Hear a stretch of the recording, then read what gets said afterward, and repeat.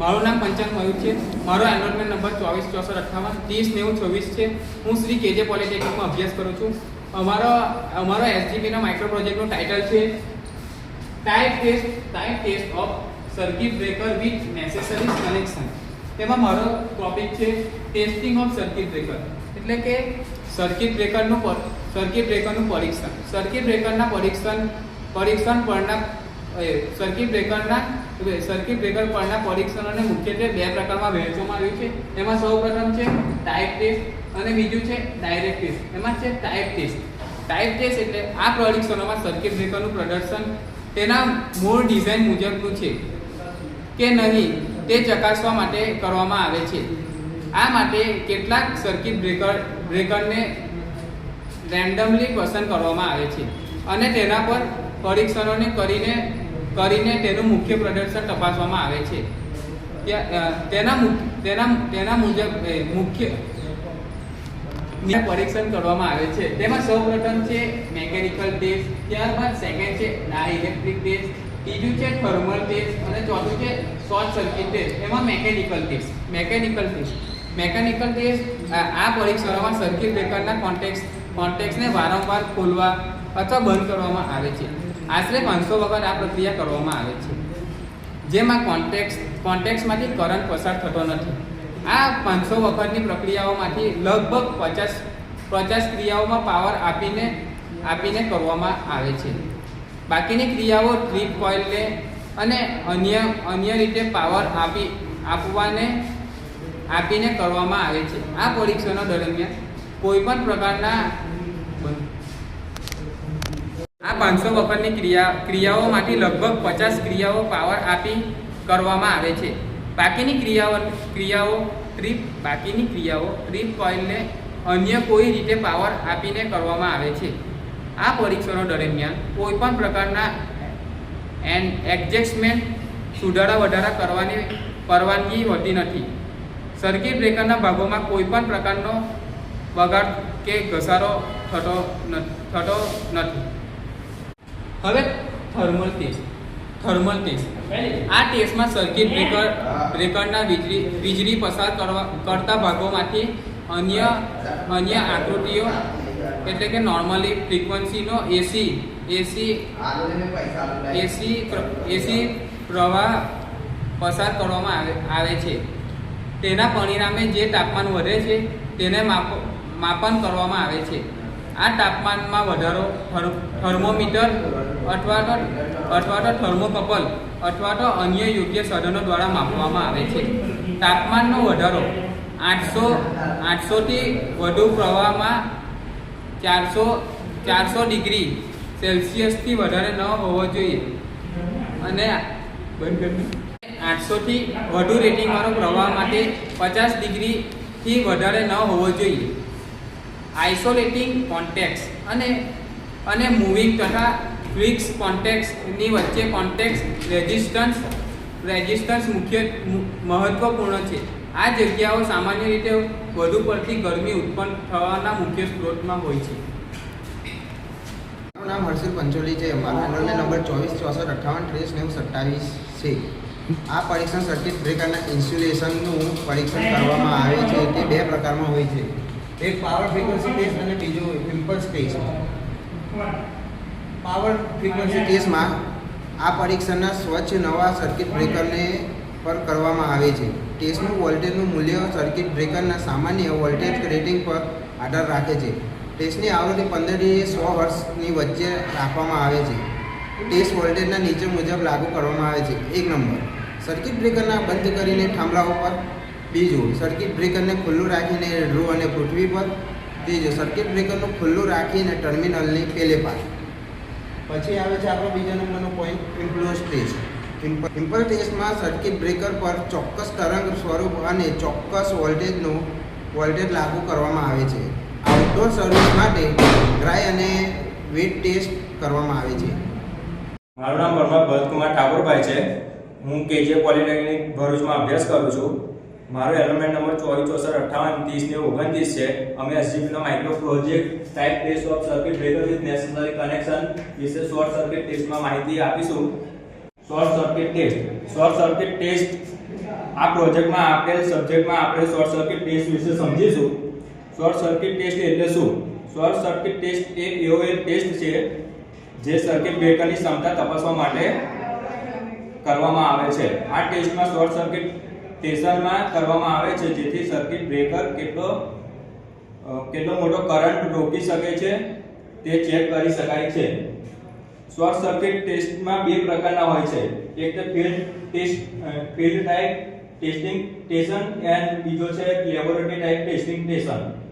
આપણે પહેલું જોઈશું ફિલ્ડ પ્રકારનું testing station. Field type testing station. Field type testing station આ ટેસ્ટ માટેની ઇલેક્ટ્રિકલ પાવર સીધો પાવર સિસ્ટમમાંથી લેવામાં આવે છે.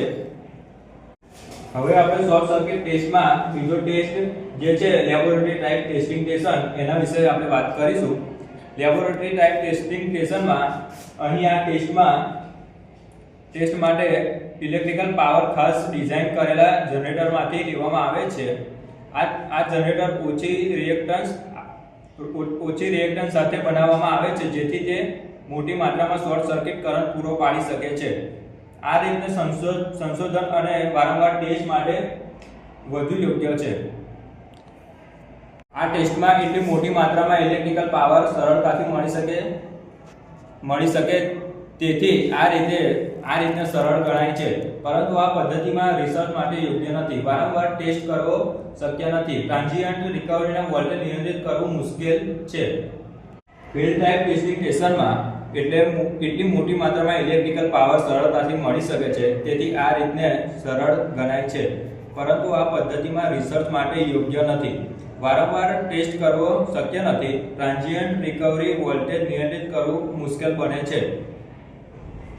મારું નામ નાઈ યશ છે. હું કેજી પોલિટેકનિકમાં અભ્યાસ કરું છું. મારો એન્રોલમેન્ટ નંબર 246458309025 છે.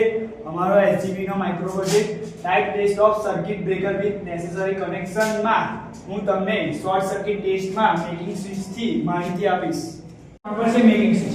મેકિંગ સ્વિચનો ઉપયોગ શોર્ટ સર્કિટ ટેસ્ટમાં જ્યારે કરંટને સપ્લાયમાં લાવવાનો હોય ત્યારે તેનો ઉપયોગ કરવામાં આવે છે.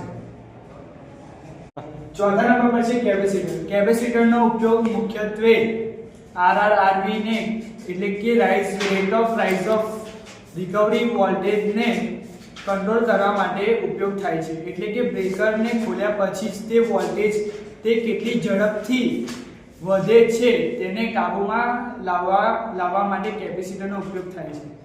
આ ઉપરાંત કેપેસિટર તે સિન્થેટિક ટેસ્ટિંગમાં પણ તેનો ઉપયોગ કરવામાં આવે છે. જ્યાં અલગ અલગ ઇલેક્ટ્રિકલ કનેક્શન બનાવવામાં આવે છે ત્યાં પરીક્ષણ માટે ઉપયોગમાં લેવામાં આવે છે. જ્યાં અલગ અલગ ઇલેક્ટ્રિકલ કન્ડિશન બનાવવામાં આવે છે ત્યાં તેને પરીક્ષણ માટે પણ તેનો ઉપયોગ કરવામાં આવે છે. ત્યારબાદ પાંચમા નંબર પર છે રેઝિસ્ટર અને રિએક્ટર. રેઝિસ્ટર અને રિએક્ટરનો ઉપયોગ શોર્ટ સર્કિટ ટેસ્ટમાં શોર્ટ સર્કિટ કરંટની માંગને ઘટાડવા માટે થાય છે. કારણ કે શોર્ટ સર્કિટ ટેસ્ટ કરતી વખતે કરંટની માત્રા ખૂબ જ મોટા પ્રમાણમાં હોય છે.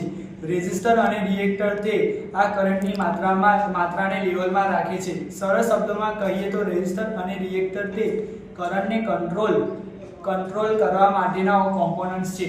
ટેસ્ટના પ્રકારો મેકિંગ કેપેસિટી ટેસ્ટ અને બીજું બ્રેકિંગ કેપેસિટી ટેસ્ટ.